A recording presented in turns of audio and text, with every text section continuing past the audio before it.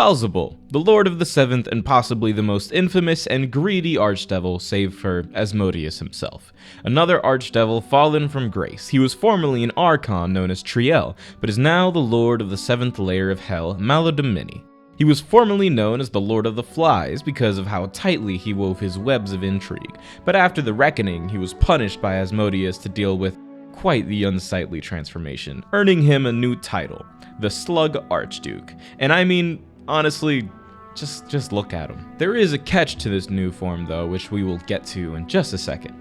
Triel was once known as one of the most beautiful denizens of Celestia, because if there's one consistent trait, it's that all of the archdevils used to be absolute baddies before the state they're in now. Even after his initial corruption, he was still seen as very attractive, simply gaining shimmering sable skin and the compound eyes of a fly.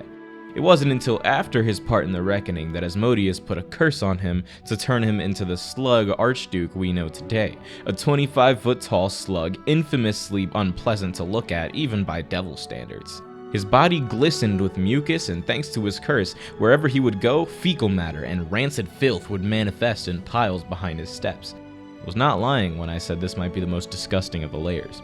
Replacing his handsome visage was a gross human-like face with torted lips, incapable of properly pronouncing words. However, even in such a rancid state, there was a glimmer of hope for the Slug Archduke. In order to stave off the slug transformation, he simply had to follow some stipulations placed around his curse by Asmodeus.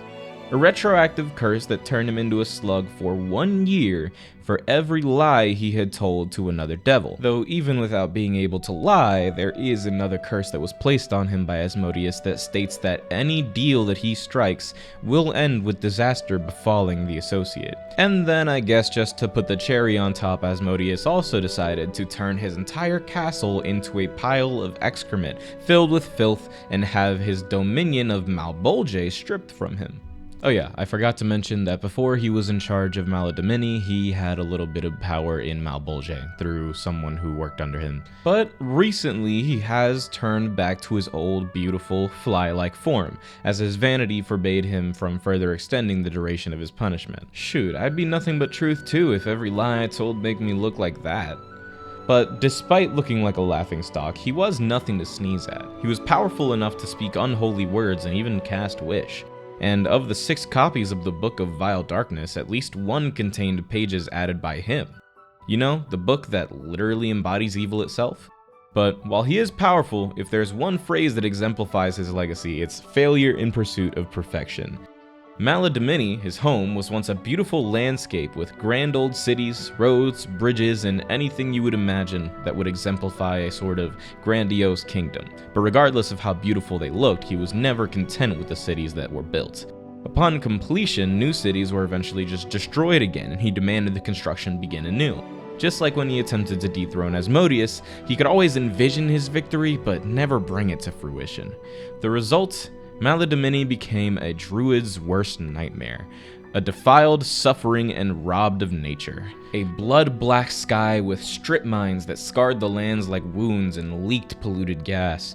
So basically, modern-day America. His personal residence was the fortress city of Malagard, which was so vast that even he didn't know everything that was contained within its mileage, which, just like all the other cities in Malodemini, eventually became a symbol of sloth and ruin. And in the center was the Palace of Filth, Baalzebul's castle-shaped pile of dung, which he had to keep up with his own ooze. Just ew. He was incapable of admitting his own faults, and he placed the majority of the blame of his curse on Mephistopheles, who was said to be the greater of his 2 rivals between him and Despater. Despite them seeing each other as basically enemies, they both had quite a lot in common, including the amount of time they spent machinating against each other and Asmodeus. Both of them believed the key to overthrowing the other was to defeat him, and both inevitably would never be satisfied with any amount of power they achieve. Hence is their follies. Although he does rule the 7th layer now, he originally ruled the 6th layer through his viceroy Malak, who was put in the position by Asmodeus to ensure that Baalzebul would spend more time watching them than plotting against him. Baalzebul would continuously order Malak around the plane, and had him watched for fear that allowing him to be unsupervised would give him the opportunity to take control of the 6th layer fully. When Malak was deposed for insolence, Baalzebul did not take the layer back. Instead, it went to the Hag Countess, Malagard, who is ironically the one who convinced Malak to join Baalzebul's bid for the Hells, and while they did attempt an alliance together, ultimately that would not come to fruition since the Count would meet her end at the hands of Asmodeus' daughter, Glacia, who would take over the 6th layer. And with that being said, that's really most of what there is to say about Baalzebul. I mean, he's more of like a player in other people's stories than really having a story of his own per se. At least that's kind of how I view it.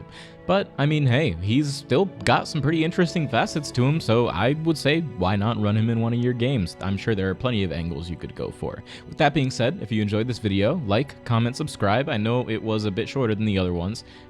Some of the devils just don't have as much going for them as some of the others, but, I mean, regardless, still had to cover them.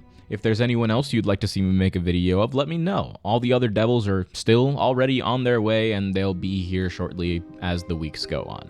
Again, if you enjoyed this video, do all the things that YouTube likes to let them know that I'm still alive and people like watching my videos. And I'll see you guys in the next one. Bye-bye.